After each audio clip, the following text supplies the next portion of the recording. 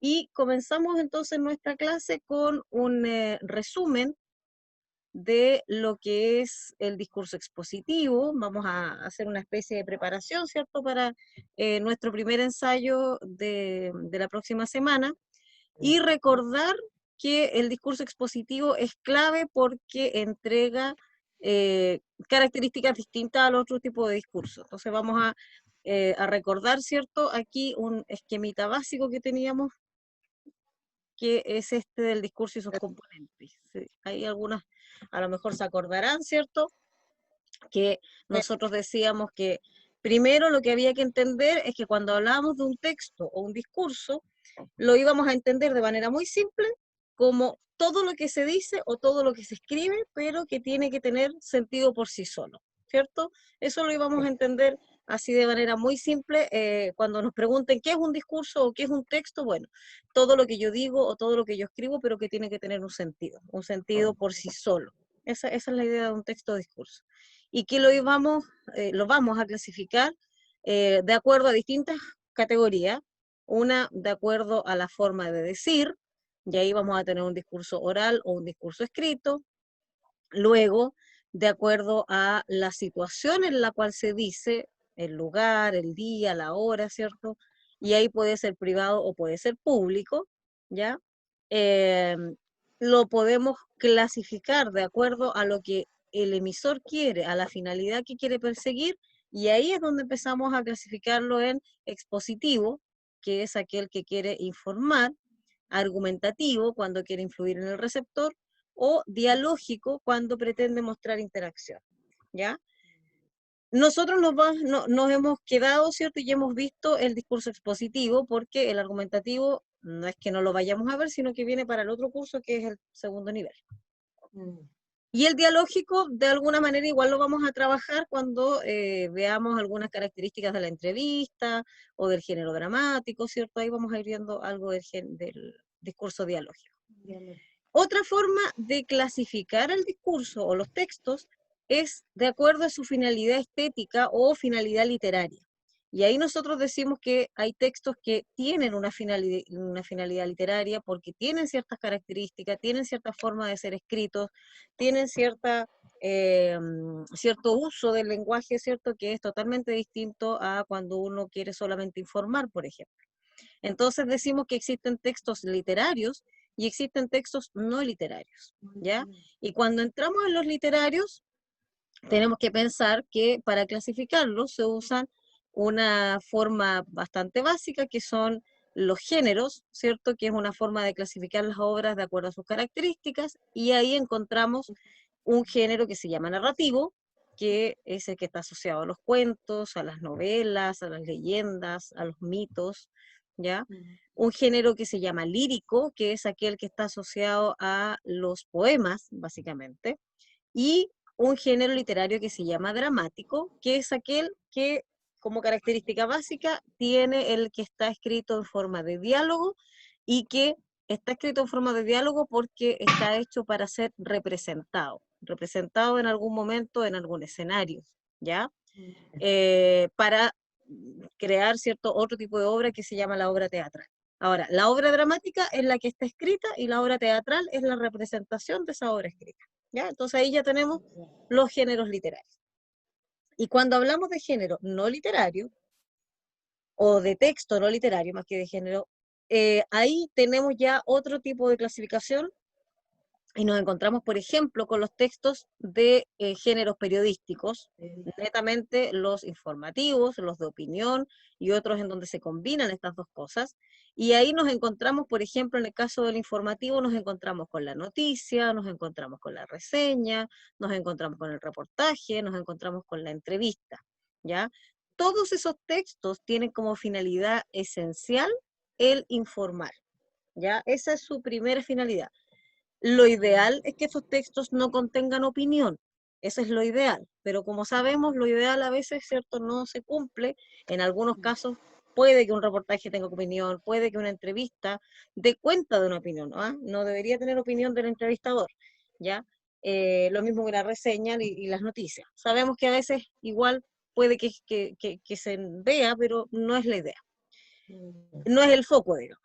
Los que sí deben mostrar sí o sí opinión son precisamente los textos de opinión como la editorial, como la carta al director, como el artículo de opinión, las columnas de opinión, las críticas, ya sea literaria, de espectáculo, qué sé yo. Eso sí tienen que mostrar opinión porque es una persona a la cual se le encomienda, ¿cierto?, escribir en torno a un tema en particular, ¿cierto? Y que diga qué le parece. En el caso de la carta al director es el lector de un diario o de una revista que expresa su opinión, ¿cierto?, hacia un tema en particular. En el caso de la editorial es un equipo que expresa su opinión en torno a un tema y así cada uno de estos textos va teniendo ciertas características. No me extiendo mucho en eso porque, insisto, no es el foco de nosotros. Nosotros tenemos que Ya, quedarnos en estos de acá, en los expositivos. ya lo positivo. Y hay otros que mezclan exposición o mezclan información con opinión, y ahí hablamos de las crónicas. Existen crónicas que son deportivas, crónicas de viaje, crónicas policiales, y en esencia, ¿qué es una crónica? En el fondo, eh, sin que me vaya a retar nadie, en el fondo es una noticia mezclada con opinión.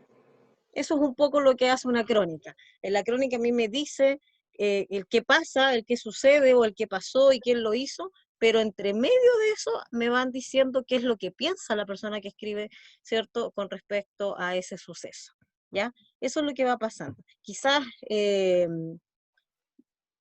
cuando, por ejemplo, cuando hay un incendio, ¿ya? Me van diciendo que a tal hora comenzó el incendio, que a tal hora llegaron los bomberos, que a tal hora evacuaron a la gente, que finalmente terminaron apagando, ¿cierto? O extinguiendo el incendio, ¿cierto? Y después qué pasa con las personas. Entonces hay toda una secuencia de acciones de un hecho en particular, pero como hay una opinión entre medio, entonces eso lo convierte ya no en una noticia solamente, sino que en una crónica. ¿Ya? Esa es un poco la gracia de la crónica. Y también existen los textos que no son periodísticos, pero que también informan, como los textos científicos, los instructivos, ¿cierto? Recetas de cocina, los manuales, etcétera. Todas esas cosas están ahí dentro de lo no literario, ¿ya? Ahora, Ya, ¿qué es lo que debemos recordar siempre? Que independiente de cuál sea el texto, debe tener, acuérdense siempre, coherencia global o local, o sea, el tema, siempre un texto debe tener un tema. Y si el texto tiene varios párrafos, ¿cierto? Cada párrafo tiene una idea principal que habla sobre el tema. La cohesión, que es la unión de las ideas mediante algunos conectores, cuando uno usa el sin embargo, cuando uno usa el ya que, puesto que, debido a, bueno, todo eso me ayuda, ¿cierto?, para unir las ideas. Y la progresión temática, que es como yo avanzo en el tema. Y eso se hace a través de ejemplos, explicaciones, se pueden agregar historias, se agregan antecedentes, etcétera. ¿Ya? Esas son características básicas de los textos expositivos. Y, o sea, de los textos en general. Y en el caso del texto expositivo, recordar que el texto expositivo es el que expresa conceptos, ideas o hechos de manera objetiva. ¿Ya? ¿Por qué? Porque la idea es netamente dar a conocer ideas, no expresar opiniones, sino que dar a conocer ideas. ¿Ya?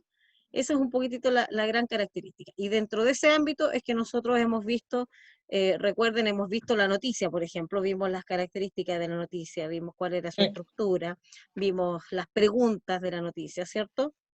sí, Y analizamos noticias, vimos un poema que daba cuenta de un hecho, era raro porque es un poema, se supone que expresa emociones, pero de alguna manera daba cuenta de un hecho y ese poema lo convertimos en una noticia, ¿se acuerdan? sí.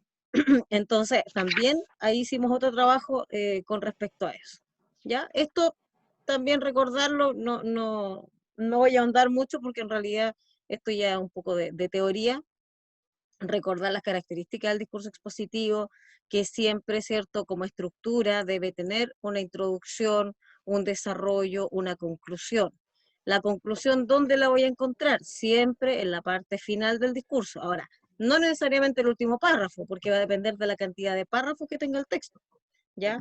Pero sí, ya cuando uno se da cuenta que no hay nada más que analizar, sino que ya como que tratan de condensar la información, bueno, ahí yo me doy cuenta que ya va la conclusión.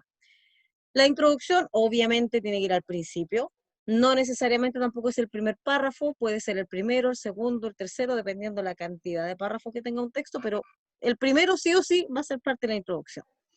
¿Y qué es lo que hace? Plantear el tema, plantear un problema, plantear una interrogante. Y en el desarrollo, netamente se analiza el tema y se explica, se dan los detalles, ya con una estructura, con un orden, y ahí cuando se desarrolla el tema se puede comparar, se puede establecer causa-consecuencia, ya se puede enumerar un montón de cosas dando descripciones, ordenar la información, entonces va todo ligado, va todo unido, ¿ya? ¿Cuál es la otra gracia del discurso expositivo? Que para dar a conocer la información me ayudan con definiciones, con descripciones, con narraciones. Acuérdense que la narración no necesariamente tiene que ser literaria, sino que cuando me da a conocer un hecho, como en el caso de la noticia, tengo una narración y un comentario, pero ojo, un comentario que informa de alguna manera, ¿ya? Da cuenta, ¿cierto?, de un juicio de valor, pero no lo justifica. Ese es el detalle, ¿ya? Y esto ya es netamente cómo se divide, ¿cierto? La definición, el comentario, qué sé yo. Recordar, sí, por ejemplo, que en el caso de la Perfecto. descripción puede ser objetiva y puede ser subjetiva. O sea, yo puedo decir que esto, por ejemplo, es un rectángulo y nadie debería objetarme que esto es un rectángulo porque por las características que tiene es un rectángulo en un cuadrado, por ejemplo, Ya. ¿cierto? Esto que está envolviendo aquí o marcando el esquema. Que esto es verde, ¿cierto? Y ahí no hay más. Ahora, si es un verde bonito o un verde feo, ahí ya entramos en los objetivos, cuando ya empezamos a poner, ¿cierto?, de nuestra valoración. Ya. ¿Y qué se puede describir? Se pueden describir personas, se pueden describir ambientes, épocas, objetos, ¿cierto? Y ahí después hay toda una clasificación que, tranquila, que esto no lo van a preguntar Ajá. así en la prueba, así que tranquila. Esto es como para darle el toque ahí un poco más, ¿cómo se llama? Un poco más teórico. ¿Ya? Eso es un poco lo que estuvimos viendo.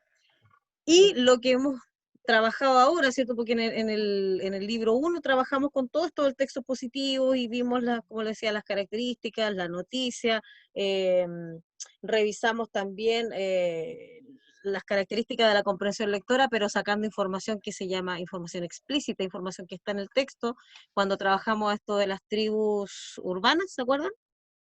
Esto del hip hop, que habían hecho ahí eh, ¿cómo se llama esta cosa?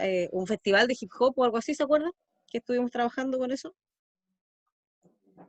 Sí. Y después nos vinimos a esta otra cosita, que son los mundos literarios, ¿ya? Los tipos de mundo y literatura. Entramos en la parte de la literatura con varias características, ¿cierto? No voy a volver a esto porque lo comentamos en la clase anterior, pero básicamente acuérdense que todos estos títulos que aparecen ahí son representación, ¿cierto?, de distintos mundos, de distintas características que se van dando en la literatura, como por ejemplo el hecho de que cuando uno entra en lo literario, entramos en la ficción y a partir de eso se crean, ¿cierto?, estos mundos que, que me permiten, ¿cierto?, eh, me permiten conocer cosas que no conozco en mi realidad, de alguna manera, o me permiten creer en cosas que no están en mi realidad. O también hay mundos que pueden presentarme las mismas características de mi realidad, pero como es inventado o como cambié algún nombre o algo por el estilo, bueno, vamos a hacerlo de la misma manera que mi realidad, pero yo sé que es una historia inventada. Y así entonces tenemos mundos como el realista, el cotidiano, el fantástico, el onírico, el de ciencia ficción, el utópico, el absurdo, maravilloso, mítico, real maravilloso. Y hay otras clasificaciones más, como la del legendario, por ejemplo, pero de alguna manera también van un poquitito ligadas a esto mismo, ¿ya? Ahora, ¿cuál es la gracia de cada uno de estos mundos? Bueno, como les decía, ¿cierto? En el caso del mundo cotidiano, hay acciones del diario vivir, en el realista es muy parecido al cotidiano, pero está centrado en la literatura realista, que es la segunda mitad del siglo XIX. Cuando hablamos de segunda mitad del siglo XIX, es 1850 aproximadamente en adelante. Ya puede haber un desfase ahí, pero es aproximadamente eso. El mundo fantástico, un quiebre de la realidad, y ahí se irrumpe lo real, perdón, no se irrumpe, sino que está la realidad y de repente irrumpe lo extraño, lo irreal, porque existen hechos paranormales. Dijimos que íbamos a cambiar eso, pero se me olvidó cambiarlo, Sí. paranormales. Lo onírico, también hay un quiebre en la realidad, pero tiene que ver con algo que ocurre en los sueños y también tiene que ver con esta cosa del inconsciente de las personas. Ya puede que no sea necesariamente sueño, pero hay un inconsciente que genera, ¿cierto?, esto extraño y esto irreal. La ciencia ficción, hay una realidad futura, hay avances tecnológicos, hay mundos en decadencia, pero siempre pensando en el futuro. Lo utópico, un mundo perfecto; el absurdo, una realidad ilógica; el maravilloso, recordar un mundo con leyes propias, en donde se acepta la magia, se aceptan que los animales hablen, por ejemplo, ¿ya? Y el mítico, hay un mundo que está relacionado con la presencia y la intervención de los dioses, porque trata de dar explicación al origen de las cosas, al origen del universo, al origen de los mismos dioses, al origen de las plantas. O sea, de alguna manera el mundo mítico es el que intenta explicar el por qué ocurren ciertas cosas, ¿ya? Y asociados a estos mundos hay otro que se da específicamente ya en la época contemporánea, siglo XX, que es un mundo que se llama el mundo real maravilloso, y que viene, ¿cierto?, de la mano de este término que se llama el realismo mágico, que lo instaura uno de los padres, o sea, no el único, pero el que más se conoce, ¿cierto?, es Gabriel García Márquez, en Cien años de soledad. Y se plantea como un suceso común, ¿cierto? Todo lo que antes nos parecía raro y nos parecía extraño o nos podía dar miedo, acá se junta, ¿cierto? ¿Cómo se llama? Se fusiona el mundo maravilloso con el mundo mítico, con el mundo fantástico, con el mundo cotidiano, se mezcla todo, por lo tanto no hay nada extraño ahí, no hay nada, antes lo que me daba miedo, ahora no me da miedo, ¿cierto? Y lo acepto sin problema, ¿ya? Entonces, hecho este resumen, lo primero es preguntar si hay alguna duda.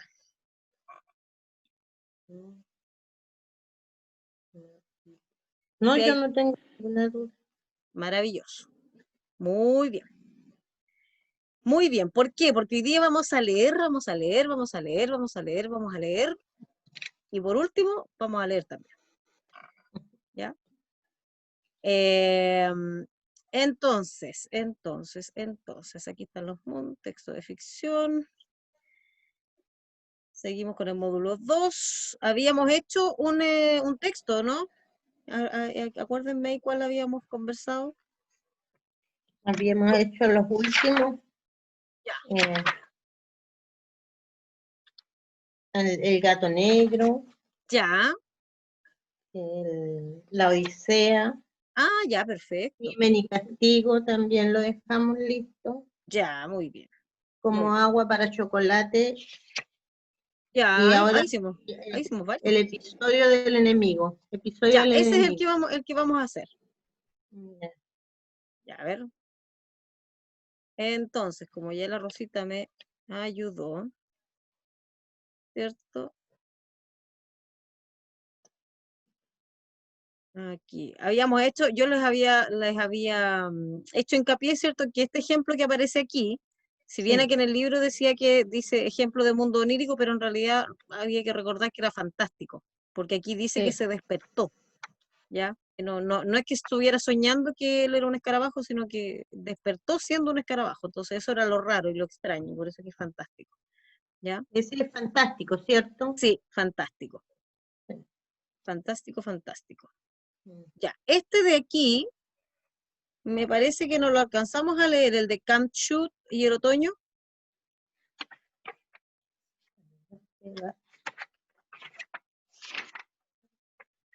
Que aparece en la página 22, 23. Ese no lo hemos hecho, ¿cierto? Sí. Ya, vamos a hacerlo al tiro. Sí. Dice, Camp Shoot, creo que se lee así, Camp Shoot y el otoño. Hubo un tiempo en que las hojas del bosque eran siempre verdes. En ese entonces, el joven Shelnam Kanshut partió en un largo viaje para cumplir con los ritos de iniciación de los cloquentes. El joven iniciado tardó en volver, que el resto del grupo lo dio por muerto. Cuando nadie lo esperaba, Kamshut volvió completamente alterado y empezó a relatar su sorprendente incursión en un país de maravillas, más allá en el lejano norte. Sigo. En ese país, los bosques eran interminables y los árboles perdían sus hojas en otoño hasta aparecer completamente muertos.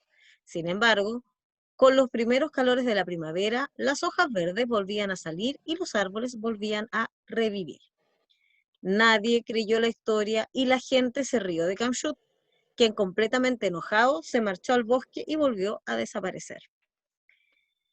Luego de una corta incursión por el bosque, Kamshut reapareció convertido en un gran loro, con plumas verdes en su espalda y rojas en su pecho. Era otoño y Kamshut, a partir de entonces, llamado Kerb, por el ruido que emitía, volando de árbol en árbol, fue tiñendo todas las hojas con sus plumas rojas. Así, coloreadas, las hojas empezaron a caer y todo el mundo temió la muerte de los árboles. Esta vez la risa fue de Kamshut. En la primavera, las hojas volvieron a lucir su verdor, demostrando la veracidad de la aventura vivida por Kamshut. Desde entonces, los loros se reúnen en las ramas de los árboles para reírse de los seres humanos y así vengar a Kamshut de su antepasado. No, vengar a Kamshut, su antepasado mítico. Ya, a ver, pregunta, primera pregunta. ¿De qué se trata este texto? A ver, chiquillas. ¿De qué se trata este texto? Rosita, Janet. ¿Lo entendieron o no? Estaba muy enredado.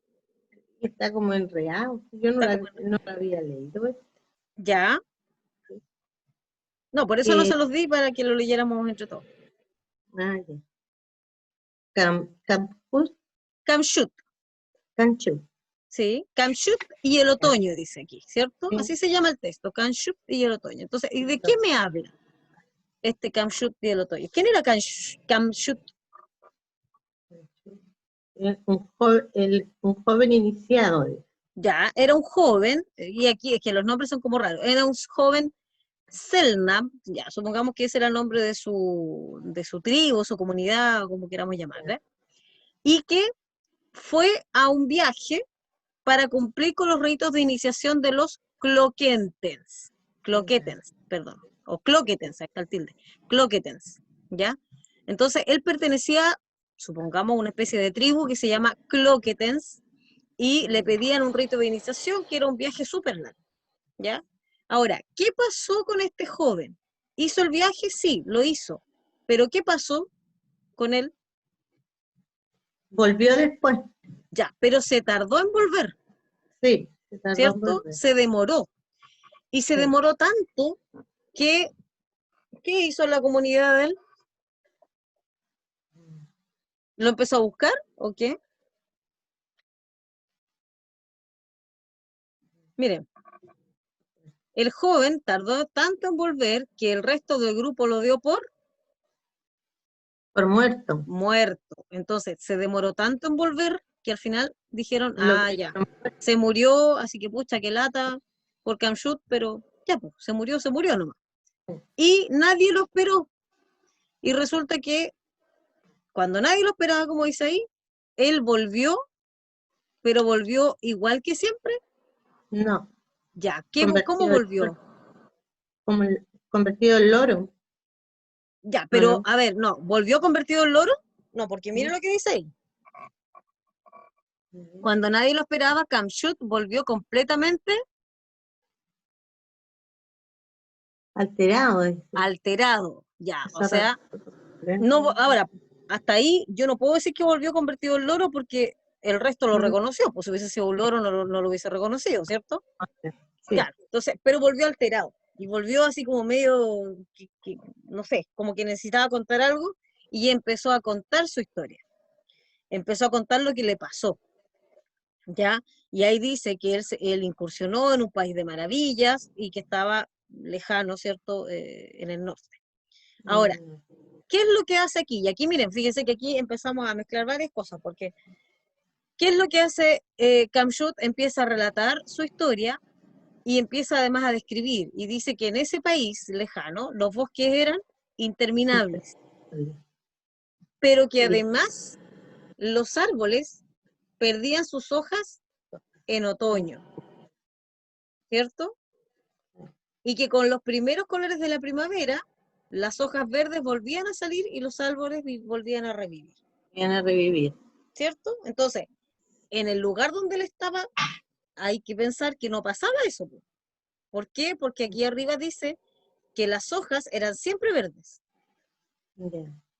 En el bosque donde vivía Kamshut, las Eran hojas siempre, nunca se caían, siempre eran verdes. Y él incursionó en un lugar en donde las hojas, había una época que se caían y después aparecían de nuevo verdes. Ahora, ¿le creyeron a Kamshut? no, No le creyeron. Nadie creyó su historia. Se rieron de él, ¿cierto? ¿Y qué hizo Kamshut una vez que se rieron de él? se enojó y se ¿Ya? marchó al bosque. Se fue al bosque de nuevo, ¿cierto? Y volvió a desaparecer, ¿cierto? Sí, Ya. Y ahí, una vez que desapareció, una vez que él se fue al bosque y desapareció, recién ahí, dice, luego de una corta incursión por el bosque, Kamshut reapareció convertido en un gran loro. Pero ahí, fíjense, ahí como- él no le dijo a nadie, él no se presentó como Kamshut, no, sino que se convirtió en un loro con ciertas características, tenía plumas verdes en su espalda, tenía plumas rojas en su pecho, ¿cierto? Y como era otoño, de acuerdo al bosque encantado, vamos a ponerle así, ¿qué es lo que dice aquí? Era otoño y Kamshut a partir de ahí, llamado Kerm, cambió de nombre. Ya no se sí, llamó Kamshut, se llamó Kerm, ¿cierto? ¿Por qué? Porque el era ruido medio que que tenía emitía, como loro. sí, ¿Y qué es lo que hizo Kamshut? Empezó a volar de árbol en árbol y empezó a teñir las hojas las rojas, rojas. ¿cierto? Como él tenía su plumaje rojo, entonces empezó a teñir a las hojas rojas también, y de esa manera, ¿qué pasó con esas hojas? Se empezaron Caer. a caer. Y recién ahí, ¿cierto? El mundo empezó a temer la muerte de los árboles, pero obviamente Kamshut sabía que eso no iba a ocurrir, sino que ahora él se reía porque de alguna manera era una forma de decir, ah, no me creyeron, ¿cierto? Ahora me van a tener que Sí. creer sí o sí. Es verdad lo que yo les dije. ¿Mm? Mm, ¿Y qué pasó después? En la primavera las hojas fueron volvieron a- verdes de nuevo, lucieron su verdor, ¿cierto? Y de esa manera recién demostraron la veracidad de la aventura que vivió Kamshut. Y ahí, desde ese entonces, fíjense, y aquí está el detalle, desde ese entonces los loros se reúnen en las ramas de los árboles para reírse de los seres humanos y vengar a Kamshut, su antepasado mítico. Ahora, de acuerdo a esto, ¿qué tipo de mundo será el que tengo aquí? Porque de alguna manera, ¿qué es lo que me está explicando este texto? Porque me explica este viaje de Kamshut y todo, pero en esencia, mayor, ¿qué es lo que me trata de explicar?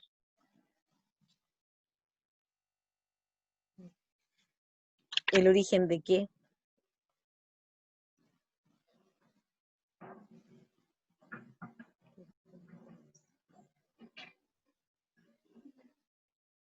el ¿Cuándo se, origen el origen de? de los seres humanos, ¿Pero será de los seres humanos? No, porque ya existían seres humanos, pues si eran de la tribu de los de Tloquen. los bloques. Pero fíjense, en el mundo, voy a poner así, en el mundo de los Cloquetens, ¿Mm? los árboles perdían sus hojas. No, pues en el mundo de ellos no. Ya. ¿Cuándo empezaron a perder sus hojas? Después de la aventura de Kamshut, ¿cierto? Sí, Ya, y eso de que cuando se pierden las hojas y después vuelven a tener verdor, ¿cierto? De alguna manera, ¿qué es lo que explica? Explica los periodos de las estaciones del año. De la estación del año. ¿Se fijan? Y aquí, básicamente, lo que me tratan de decir es cómo explican, de acuerdo a ciertos mitos, Selknam, como dice aquí, cómo es la existencia del otoño o desde cuándo existe el otoño, ¿cierto? Y qué es lo que ocurre con él. Entonces, como trata de explicar el origen, en este caso del otoño, vamos a decir que estamos hablando de un mundo mítico. Mítico. ¿Ya? Porque, claro, porque trata de explicar el origen, ¿cierto? En este caso del otoño. Eh, Quizás aquí puede ser cuando dice que se internó en un país de maravilla y que los bosques eran interminables, qué sé yo, ahí a lo mejor podríamos tener un poco de maravilloso, pero la esencia del texto completo está asociada a lo mítico, porque trata de explicar el origen del otoño, ¿cierto? Y de la primavera, o del origen de por qué se le caen las hojas a los árboles. Aquí no me dicen que porque hay un proceso natural científico, no, me dicen que es porque este joven hizo un viaje, ¿cierto? Donde había un mundo donde se le caían los árboles y que después reverdecían, pero como no le creyeron, entonces él fue, se convirtió en loro y después pasó con sus plumas rojas y tiñó las hojas, se cayeron y después volvieron a salir para que le creyeran. ¿Se fijan? Sí. Entonces ahí está todo esto de lo mítico, ¿ya? Bien, tranquila que no va a venir nada tan enredado en la prueba, ya, por si acaso, para que estemos tranquilos. Ya, bien. Aquí, este lo leímos, ¿cierto? El de Úrsula cuando le llevó el desayuno al hombre. Sí, ¿cierto? Estoy segura que lo leímos. Ya, del Melquiada y todo, sí. Estamos bien, estamos bien.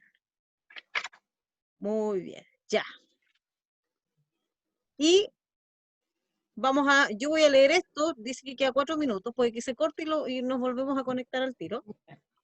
Pero vamos a leer aquí esto de que dice, un viejo que leía novelas de amor. ¿Habían escuchado esa historia? Este título, este es el señor que murió ahora en este año, este autor que murió en España. No sé si lo escucharon, que murió por COVID. Este señor falleció este año, Luis Sepúlveda. Bien, dice así, al amanecer, aprovechando la mortecina luz, ya, ahí los voy a matar al tiro. ¿Qué será mortecina? ¿Con qué se les viene a la cabeza? Como medio oscuro, ¿o no? Muy bien, sí, porque dice mortecina, mortecina está asociado a la muerte, entonces como cuando la luz va bajando, cuando ya no hay más, o sea, cuando está oscuro. Muy bien, Rosana. Al amanecer, aprovechando la mortecina luz filtrada por el techo selvático, salieron a rastrear las proximidades. La lluvia no borraba el rastro de plantas aplastadas dejado por el animal. No se veían muestras de sangre en el follaje y las huellas se perdían en la espesura del monte. En realidad, lo único verdaderamente sensato que cabía hacer era regresar a él idilio. El animal a la casa del hombre no tardaría en dirigirse al poblado y allá sería fácil tenderle una trampa. Ya, hasta ahí, porque me estoy acordando que parece que este lo leímos. Sí. Sí. ¿Y qué mundo era? Era cotidiano. Ya, ¿cierto? Mundo cotidiano, ¿cierto? Porque estaban buscando un animal, como no lo encontraron, volvieron después a su pueblo, ¿cierto? Y todo lo demás. Bien, sí, porque después ya me acordé que lo habíamos leído.